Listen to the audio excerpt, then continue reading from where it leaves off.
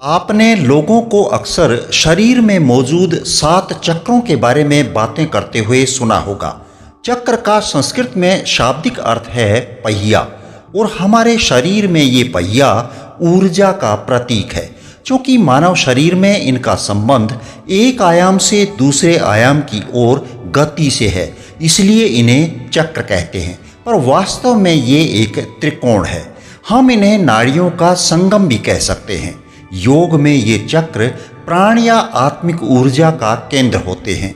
योगिक ग्रंथों में इन्हें शरीर के कमल भी कहा जाता है। धार्मिक पुराणों के अनुसार जीवन की ऊर्जा इन्हीं 7 चक्रों में समाहित होती है। 7 चक्र हमारे पूरे शरीर में स्थित होते हैं, जो हमारी रीढ़ की आधार से शुरू होकर सिर के शीर्ष तक जाते हैं।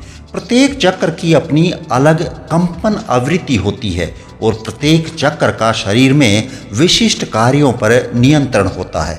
परमहंस स्वामी महेश्वरानंद जी के अनुसार चक्र ब्रह्मांड से अधिक मजबूती के साथ ऊर्जा को खींचकर इन बिंदुओं में डालता है। इस मायने में ये ऊर्जा के केंद्र हैं, क्योंकि ये ऊर्जा उत्पन्न और उसका भंडारण करता है। मुख्य नाड़ियों ईड़ा, पिंगला और सुषुम्ना एक वक्र पथ से मेरुदंड से होकर जाती है और कई बार एक दूसरे को पार करती है। प्रतिच्छेदन के बिंदु पर ये शक्तिशाली ऊर्जा केंद्र बनाती है, जो चक्र कहलाता है। माना जाता है अगर इंसान इन 7 चक्रों का ठीक से बैलेंस बनाकर चले तो वह असाधारण सफलता को आसानी से पा सकता है। ये चक्र हमारे शरीर के रोगों के प्रतिरोध से लेकर भावनात्मक प्रसंस्करण तक हर चीज को प्रभावित करते हैं। कभी कभी ये ऊर्जा चैनल अवरुद्ध हो जाते हैं, जिससे शरीर में कई तरह की बीमारियां आ जाती हैं। सांसों पर नियंत्रण और ध्यान से इस ऊर्जा को शरीर में खींचा जा सकता है। ये चक्र आत्मा, शरीर और स्वास्थ्य के बीच संतुलन बनाए रखने का काम करते हैं, जिससे कि ऊर्जा का समान रूप से प्रवाह बना रहे। योग मुद्राएं शरीर में अटकी हुई ऊर्जा को मुक्त करने का एक शानदार तरीका है, क्योंकि वे सांस और मुद्रा के माध्यम से ऊर्जा को वापस आमंत्रित करती हैं। जैसे जैसे ये ऊर्जा शरीर में चक्र से ऊपर उठती जाती है, त्यों हमारे व्यक्तित्व में चमत्कारी परिवर्तन दिखने लगता है। चक्रों का एक आयाम तो उनका भौतिक अस्तित्व है, लेकिन उनके आध्यात्मिक आयाम भी होते हैं। इसका मतलब है कि उनको पूरी तरह से रूपांतरित किया जा सकता है, यानी कि उनके नकारात्मक प्रभाव को ध्यान मतलब मेडिटेशन की मदद से सकारात्मक बनाया जा सकता है। योग का अभ्यास अंततः हमें मिलन की दिशा में ले जाता है, और ये केवल तभी संभव है जब हम अपने शरीर में एक ऐसी अवस्था का निर्माण करते हैं जहां ऊर्जा मूल चक्र से सिर के ऊपर और उसके बाहर प्रवाहित हो सकती है। ऐसा होने से शरीर की ऊर्जा ब्रह्मांडीय ऊर्जा के साथ संपर्क बनाती है। वैसे तो मानव शरीर में कुल मिलाकर 114 मुख्य चक्र होते हैं, जिनमें से 7 मूल चक्र हैं, जिनके बारे में जानना जरूरी है। तो चलिए फिर अब बिना समय गंवाए इन 7 मूल चक्रों को विस्तार से जान लेते हैं। पहला, मूलाधार चक्र। मूल या जड़ चक्र शरीर का पहला चक्र होता है। इसका काम आपके मन और शरीर को पृथ्वी से जोड़ना है। 99% लोगों की चेतना इसी चक्र पर अटकी रहती है। इस चक्र को शक्ति का केंद्र माना जाता है।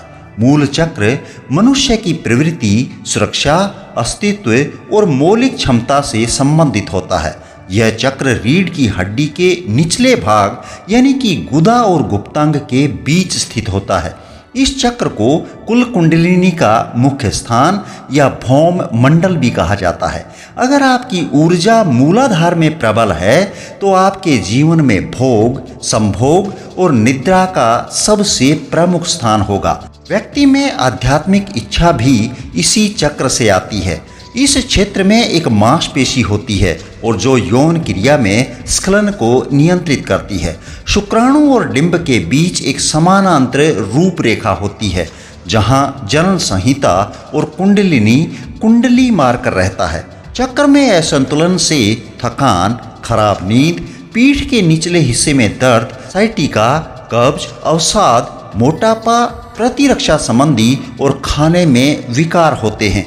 कहा जाता है कि जब इंसान का अस्तित्व खतरे में पड़ जाता है तो मरने और मारने का दायित्व इसी का होता है। ये चक्र चौकोर और उगते हुए सूर्य के समान स्वर्ण वर्ण का होता है। भौतिक रूप से सुगंध और आरोग्य को नियंत्रित करता है और आध्यात्मिक रूप से धर्म, अर्थ, काम और मोक्ष को नियंत्रित करता है। इस चक्र का तत्व पृथ्वी, रंग लाल और बीज मंत्र लम है। दूसरे नंबर पर आता है स्वाधिष्ठान चक्र। ये चक्र नाभि के ठीक नीचे, जनन अंग के ठीक पीछे रीढ़ की हड्डी पर स्थित होता है, या फिर यूं कहें कि स्वाधिष्ठान चक्र कमर के पीछे की तिकोनी हड्डी में अवस्थित होता है और अंडकोश या अंडाशय के परस्पर के मेल से विभिन्न तरह का यौन अंतःस्राव उत्पन्न करता है, जो प्रजनन चक्र से जुड़ा होता है। यह चक्र लसिका तंत्र यानी कि लिम्फेटिक सिस्टम से जुड़ा है। ये आपको यौन इच्छाओं और काम वासना में आने में भी मदद करता है। स्वाधिष्ठान को आमतौर पर मूल तंत्र और अधिवृक्क यानी कि एडर्नल से संबंधित भी माना जाता है।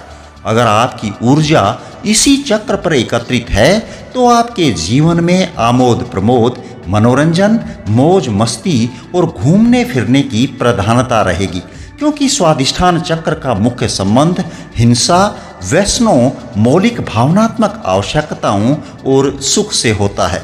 यह चक्र यौन अंगों, पेट, ऊपरी आंतों, यकृत, पीताशय की थैली, गुर्दे, अग्नाशय, अधिवृक्क ग्रंथियों, पलीहा, मध्य रीढ़ और ऑटो इम्यून प्रणाली को नियंत्रित करता है।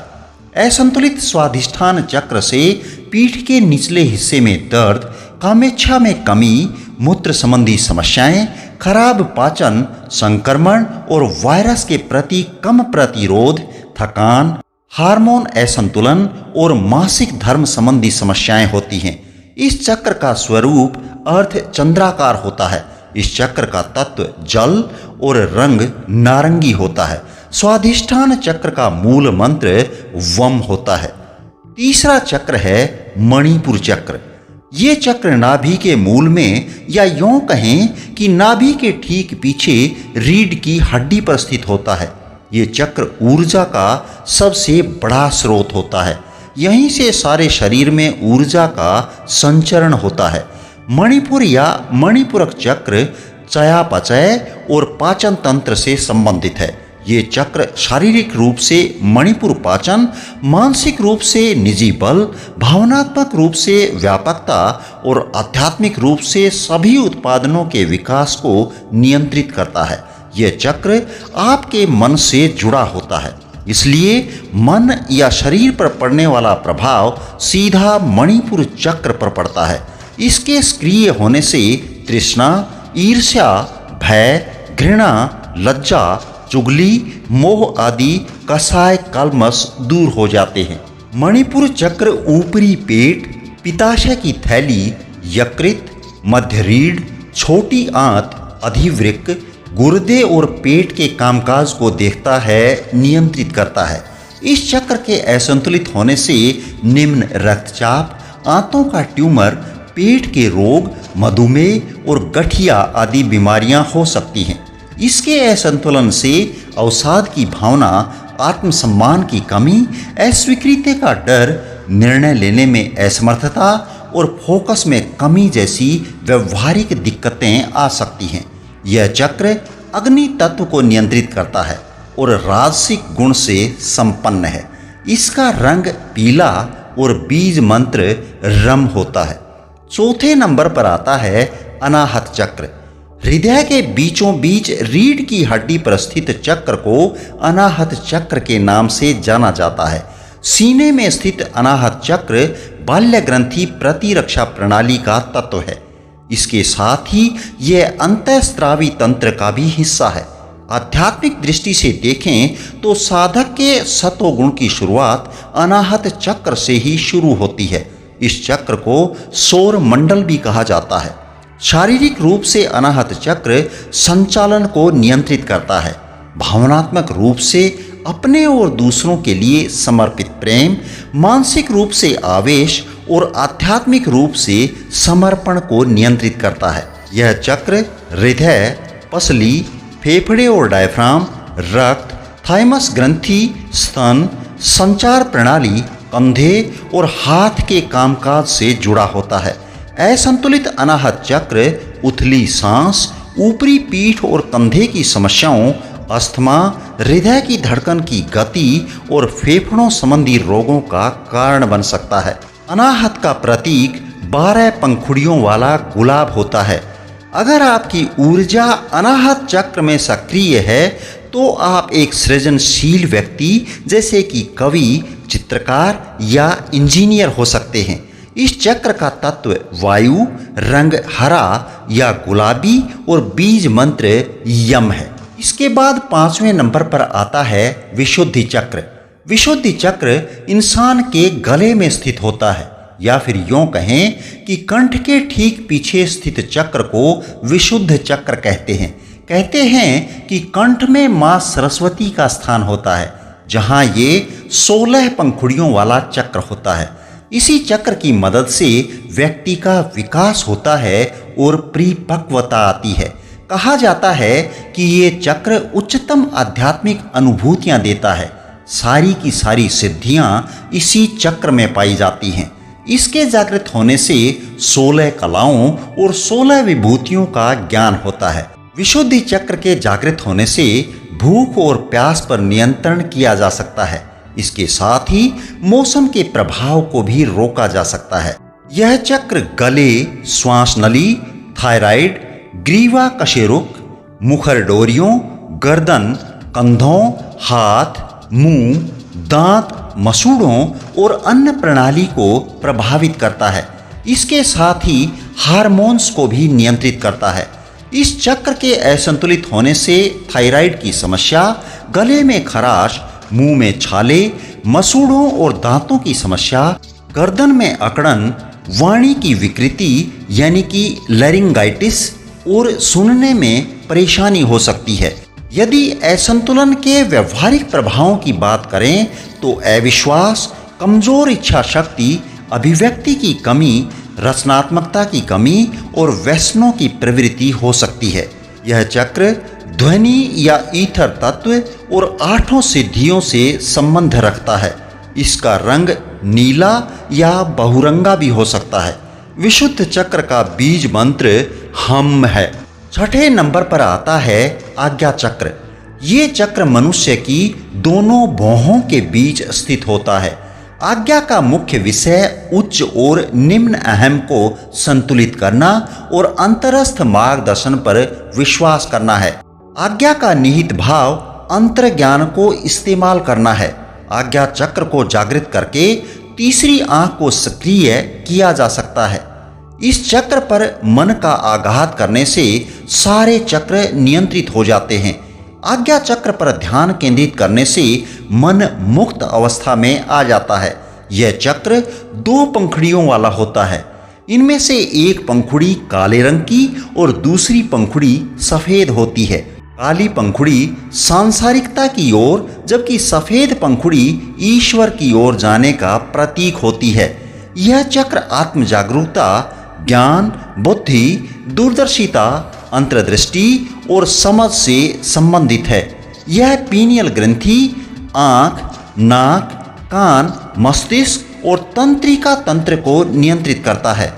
आज्ञा चक्र असंतुलित होने से सिर दर्द, बुरे सपने, आंखों में खिंचाव, घबराहट, अवसाद, अंधापन, बहरापन या रीढ़ की हड्डी में समस्या हो सकती है। आज्ञा चक्र का तत्व प्रकाश, रंग इंडिगो और बीज मंत्र ओम होता है। अंतिम और 7वां चक्र है सहस्त्रार चक्र। यह चक्र मस्तिष्क के सबसे ऊपरी हिस्से पर स्थित होता है। यह उजले सफेद रंग का और सहस्त्र पंखुड़ियों वाला होता है। इस चक्र को मनुष्य के शरीर में शुद्ध चेतना का चक्र माना जाता है। इस चक्र का कोई ध्यान मंत्र या बीज मंत्र नहीं होता है। कुंडलिनी जब इस चक्र पर आती है तब जाकर वह साधना की पूर्णता पाती है। यह चक्र मस्तिष्क, तंत्रिका तंत्र और पीनियल ग्रंथि को नियंत्रित करता है। संतुलित आज्ञा चक्र ब्रह्मांड के साथ एकता की भावना, खुला दिमाग, बुद्धि, विचारशीलता और एक समग्र सामंजस्यपूर्ण व्यक्तित्व को दर्शाता है। मुझे उम्मीद है कि ये वीडियो आपके लिए अवश्य ही ज्ञानवर्धक और मददगार रही होगी। इस वीडियो को लाइक और चैनल को सब्सक्राइब करके आप हमारी भी मदद कर सकते हैं। और यदि आपके पास हमारे लिए कोई सुझाव है तो अवश्य लिखें। आपका हमेशा स्वागत है। धन्यवाद। जय हिंद, जय भारत।